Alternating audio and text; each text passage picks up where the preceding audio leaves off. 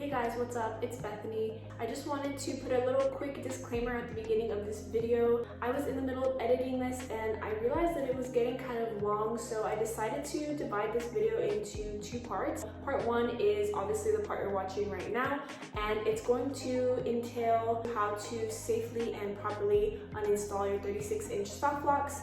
And I'm also going to be answering some questions that you guys had in regards to my experience with 36-inch soft locks. And part two is going to be how I typically take care of my hair after I've been wearing a protective style. So I hope you guys enjoy, and let's get into it.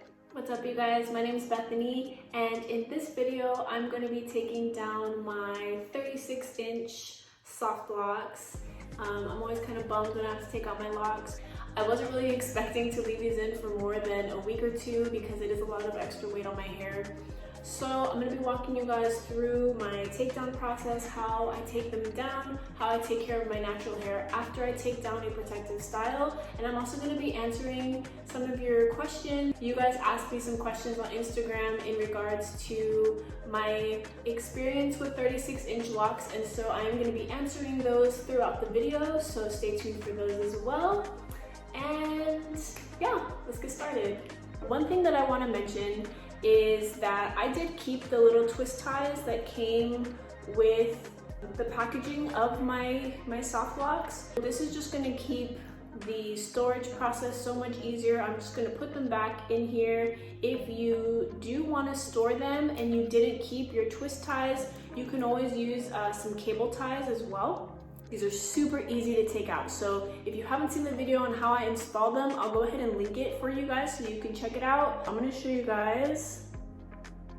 As you can see, my hair is already poking through the top of this lock right here.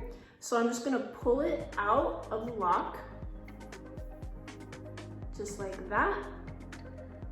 And then we're going to unbraid my hair.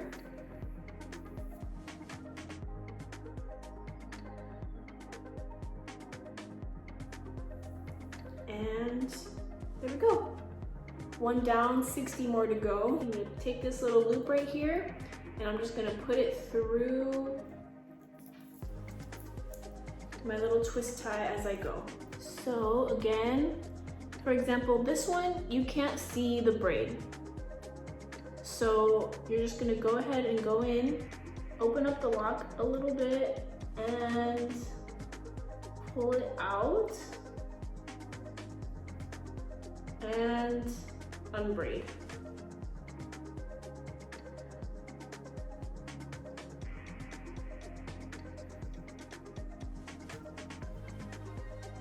And the lock just slides right out. And again, I'm gonna locate that hoop and just put it through the twist tie, just like that. All right, I'm gonna show you guys one more and then I'm gonna start answering some of your questions. And we're gonna take the natural hair, take it out of the lock, unbraid. And you want to do everything really gently. There's no need to like pull and tug, and this is already a very long process. Might as well just be patient and not compromise your hair, you know? So again, there we go. We unbraided and the lock's sliding right through. And I'm going to put this through the twist tie. I took some screenshots of the questions, so I'm going to read them to you guys right here. So the first question is, how long did I leave them in? So I left my locks in for 2 weeks. If you have fine hair or you are concerned about compromising the integrity of your hair or damaging your hair, I wouldn't recommend leaving them in for any longer than that because it is a lot of weight. You know, you always want to keep the integrity of your hair in mind. So I personally left them in for 2 weeks. The second question is, what hair did you use? So this is the hair that I used. I used the Bobby Box New Locks in 18 inches in the color M1B30. I extended them to 36 inches. I doubled 18 inches to make 36. If you don't want them that long, I would recommend buying their new Locs, but in 14 inches, and then you can double up 14 inches to make 28 inches, or you can do an 18-inch lock and then use a 14-inch lock to extend it. You can just play around with it if you don't want them this long. That way you don't have to cut them or anything like that, because you do pay for the length and you do pay for the amount of hair. So if you want them shorter, I would just recommend buying shorter locks. Okay, and the other question that I got was, how many packs of hair did I use? So I ended up using 6 packs of hair. If this is your first time doing it, and if this is your first time doing locks at all, I would recommend getting 7 to 8 packs of hair just to leave room for error, because it might take you a few tries, especially if this is your first time installing locks on yourself or somebody else at all. You really want to leave room for error. Also, I would recommend getting 7 or 8 packs of hair if you just want a fuller look. I don't like a super full look, I like a more natural look, so I only used 6 packs of hair. I also got the question that if I didn't extend them, how many packs would I have used? So I would have used 3 packs of hair. Each pack comes with about 20 locks. So I have 60 locks in my hair, but because I extended them, that's another 3 packs. So I have 6 packs of hair in my head.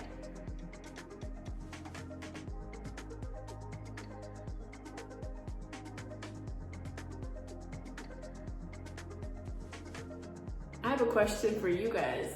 How long do you think it's gonna take for me to uninstall all of these? I think we're at question number 4. So question number 4 is, are they heavy? And the answer is yes, they are heavy. Not as heavy as they seem, but I did find myself having neck and back pain during this 2 weeks. I did start to notice myself getting uncomfortable if I was standing or sitting in a certain position for a long period of time. Yeah, like I said, I did notice like neck and shoulder pain from time to time.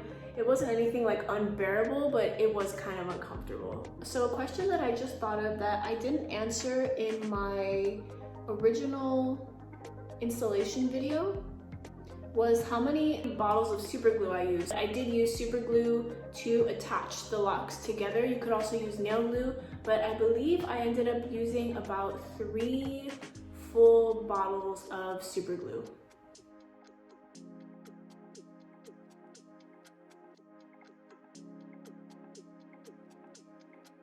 All right, next question.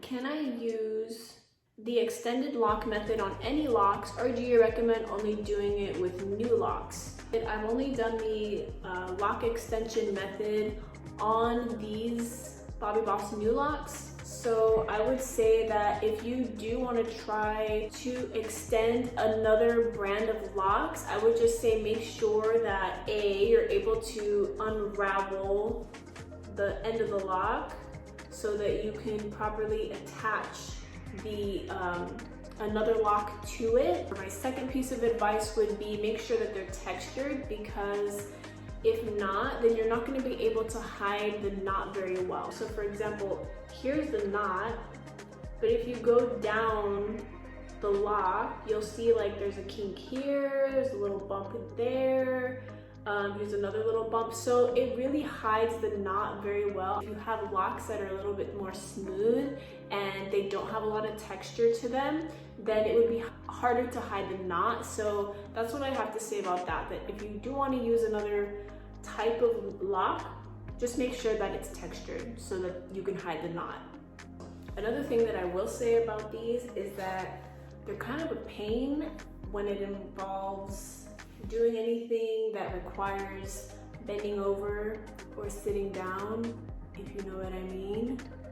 So that's another thing to take into consideration if you are planning on doing 36-inch locks. Another question that just came to mind was how long it took me to extend them, not to install them, but to extend them. So It took me around 4 hours to extend them. This was the first time that I was ever extending locks, so I did go through a lot of trial and error. It was really slow in the beginning, so it did take me about 4, maybe 5 hours just to extend the locks themselves. And then it took me another 8 to install them on my head. Another question that I got was, how tall am I? And I think that this question was asked because this person wanted to know where 36-inch locks would sit on them. So I'm gonna get up. These go past my butt. They're like, maybe like 3 inches past my nalga. So this is where they sit on me, and I'm about 5'7", 5'6". So this is where they land on me. Probably like 3 inches under my butt. So the last question is how to keep your scalp moisturized while you're wearing this style. So I don't think this doesn't just apply to faux locks, this can apply to any protective style. There's 2 things that I would do. So you could get a spray bottle, fill it with equal parts water, equal parts apple cider vinegar, and you can throw in some of your favorite essential oils in there if you would like, and spray that all over your scalp. The smell of vinegar does go away completely once the vinegar is dry, and that's a really great way to keep your scalp moisturized. It's also a great way to keep your scalp balanced because it does balance the pH of your scalp, and it's a great way to keep any sort of bacteria and anything like that away while you're wearing the protective style. My second thing would be take a water bottle, put some water in it, and then you could put some of your favorite leave-in conditioner in there or your favorite conditioner in there. You could throw in some essential oils in there if you want to as well. Spray that all over your scalp, and that's gonna help keep your scalp moisturized as well. You don't have to do equal parts. I would just say a couple of pumps of your favorite leave-in conditioner or any type of like cream. Mix it into your water really well, spray it on your scalp once a day, and that's gonna help keep your scalp moisturized as well.